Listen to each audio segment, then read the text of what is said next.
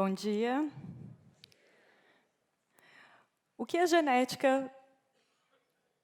Só um minutinho, desculpa.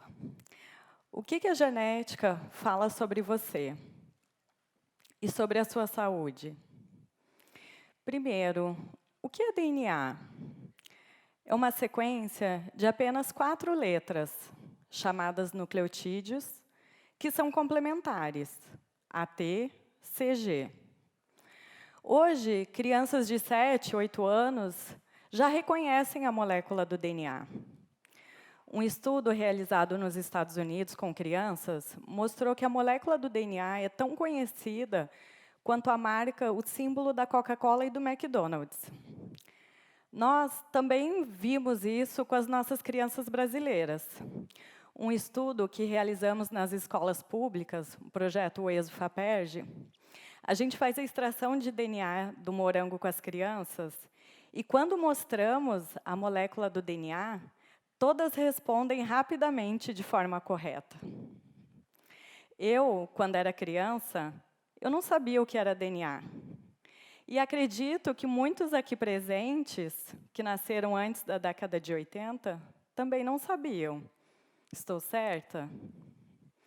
Eu me apaixonei pela genética no primeiro ano da faculdade, há 20 anos atrás, com a professora que fazia parte do projeto Genoma Humano. 18 países, inclusive o Brasil, fizeram parte do consórcio público que determinou toda a sequência do DNA humano. Esse projeto encerrou em 2003. Agora, uma curiosidade, só aqui entre nós, mulheres. Vocês sabiam que o principal experimento que permitiu descrever que o DNA é uma dupla hélice foi feito por uma mulher? A Rosalind Franklin. Só que quem ganhou o Nobel em 62 pelo feito foram 3 homens: o Watson, o Cricker e o chefe da Rosalinda. É mole? Mas hoje, todo mundo tem acesso às informações do DNA. Elas são públicas. Qualquer pessoa pode acessar a sua própria sequência de DNA. E essa ferramenta tem sido explorada pelas empresas, tem se tornado uma ferramenta de negócio. As empresas de biotecnologia têm explorado as informações do DNA para prestar serviços, testes que determinam, por exemplo, predisposição de 200 doenças, como diabetes, Alzheimer, diferentes tipos de câncer. Essa empresa que oferece esse tipo de serviço, ela também informa sobre a ancestralidade do indivíduo. Quem nunca teve curiosidade de saber sobre os seus antepassados? Eu também tive. Quando eu trabalhava no INCA, estudando genes associados com o efeito de medicamentos e com a ancestralidade do povo brasileiro, eu também fiz meu teste genético. E descobri que nós, brasileiros, por baixo da pele, somos todos misturados. Uma mistura de índios, africanos e europeus. E essa mistura genética da população brasileira é a maior riqueza do nosso povo. Durante o meu mestrado, a gente identificou uma mutação que até então só tinha sido descrita em populações africanas. Essa mutação confere um metabolismo lento para diversos medicamentos que são clinicamente relevantes e que são utilizados hoje na prática clínica. Dependendo do medicamento que esse paciente, esse indivíduo, tomar, com essa mutação, ele pode ter uma intoxicação, um efeito adverso grave e até vir a óbito. E o que fazer, então, com essa informação? Será que devemos produzir medicamentos para subgrupos étnicos de acordo com a cor da pele do indivíduo? Não. Mas saibam que isso já aconteceu. Em 2005, nos Estados Unidos, foi aprovado um medicamento para insuficiência cardíaca apenas para pacientes que se autodeclaram negros. Isso é um absurdo. Ocorreu um erro no ensaio clínico e esse medicamento rapidamente foi retirado do mercado. Isso também cria um novo paradigma para a indústria farmacêutica, porque precisa produzir medicamentos para subgrupos de pacientes. Por quê? Porque os medicamentos mais eficazes são os analgésicos, uma classe simples de medicamentos. E, mesmo assim, apenas 60% da população responde ao tratamento com uma aspirina, uma dipirona. Os medicamentos menos eficazes são os quimioterápicos. Apenas 25% da população responde ao tratamento. Hoje, existem medicamentos que foram criados na era do DNA, da biologia molecular, preconizando a aplicação da medicina personalizada. Um grande exemplo, o primeiro medicamento produzido na era do DNA é para tratar 20% das mulheres que apresentam câncer de mama e que superexpressam o receptor HER2. Essas mulheres hoje possuem um tratamento eficaz, específico para esse subtipo de câncer de mama.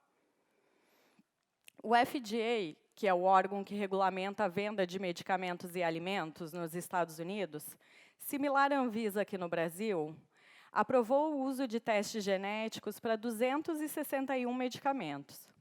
Esses medicamentos são utilizados para tratar o HIV, doenças psiquiátricas, cardíacas, diferentes tipos de câncer. Dentre esses medicamentos, está o anticoagulante oral varfarina, que é utilizado para pacientes que possuem problemas no coração, que utilizam alguma prótese cardíaca ou que apresentam fibrilação atrial. Desde 2007, o FDA aprovou o uso de teste genético antes do início do tratamento com a varfarina. O tratamento com esse medicamento é extremamente complicado, porque qualquer variação na dose, o indivíduo pode ter um sangramento, uma hemorragia, ou um efeito oposto, uma trombose, até mesmo um AVC, e vir a óbito. Na bula da varfarina, existe a recomendação da necessidade de se realizar um teste genético antes do início do tratamento. Alguém faz esse teste aqui no Brasil?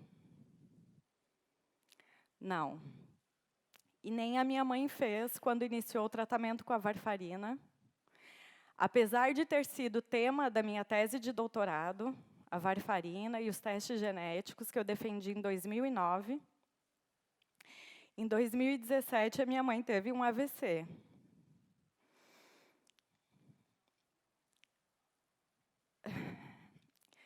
Até hoje, o nosso grupo continua publicando em revistas internacionais de alto impacto sobre a importância dos testes genéticos no tratamento com a varfarina. A varfarina custa R$ 5,00. Os testes genéticos ainda são muito caros. Para qual medicamento, então, que hoje, na prática clínica, os testes genéticos são feitos antes de iniciar um tratamento? Principalmente na área de oncologia, no tratamento do câncer.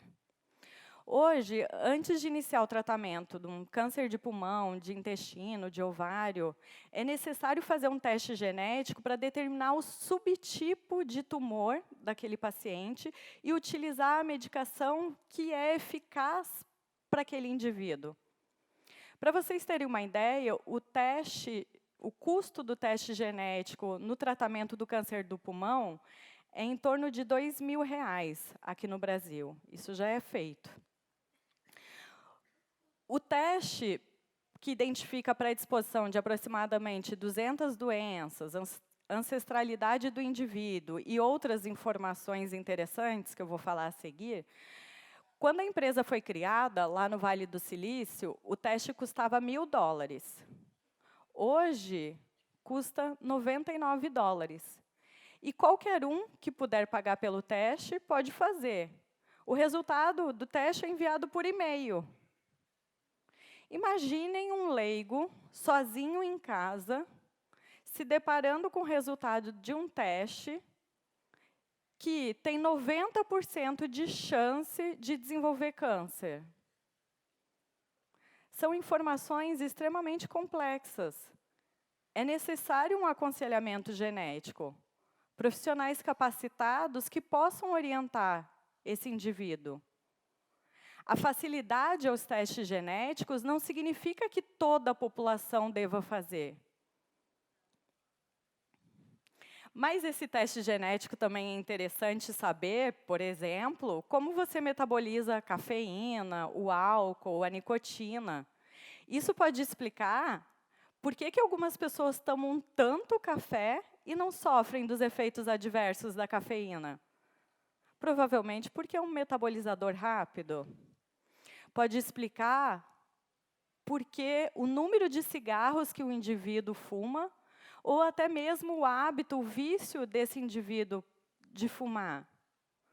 Pode explicar o porquê que algumas pessoas tomam apenas uma taça de vinho e já ficam alcoolizadas. Provavelmente porque apresentam uma mutação no gene que codifica a enzima álcool desidrogenase, responsável pelo metabolismo do álcool.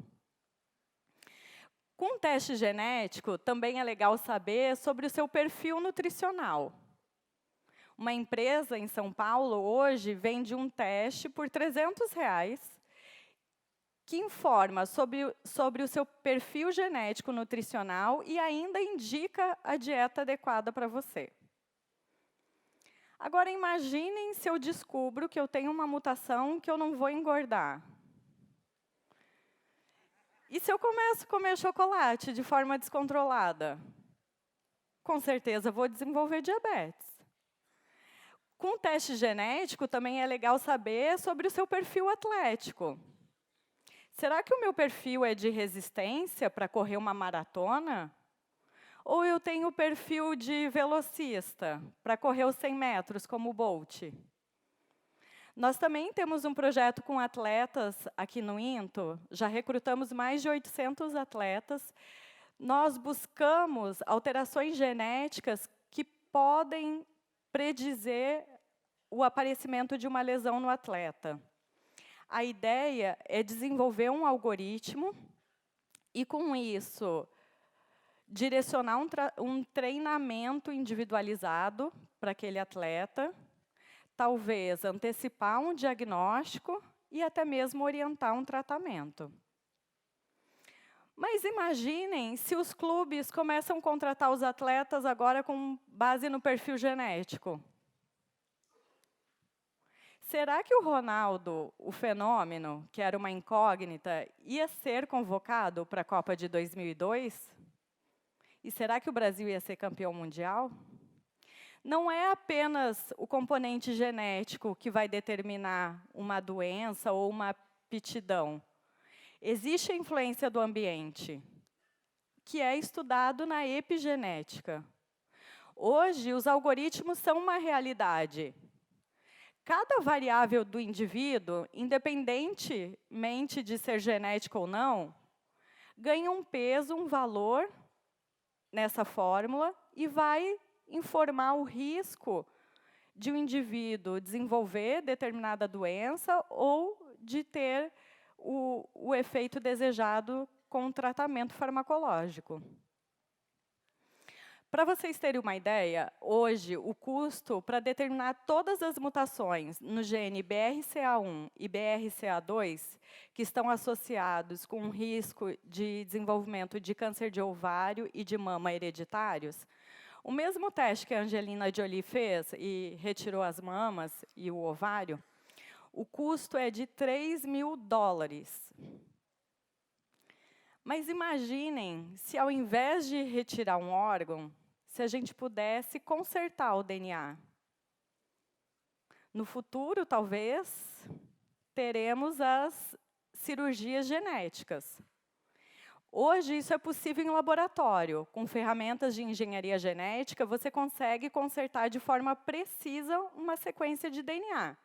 O CRISPR é uma ferramenta de engenharia genética e nada mais é do que a defesa da bactéria contra a infecção por vírus. As ferramentas de engenharia genética também permitem que nós sejamos os arquitetos dos nossos filhos. Imaginem, a busca do bebê perfeito. Escolher o sexo, a cor dos olhos, um bebê sem nenhuma mutação. Será a eugenia nazista retornando? precisamos discutir questões éticas, sociais e legais. É preciso a criação de leis. Quem tem direito à informação que está no seu DNA? E, para finalizar, eu gostaria que vocês prestassem atenção nessa palavra, a genética, que dentro dela tem outra palavra escondida, a ética. Obrigada.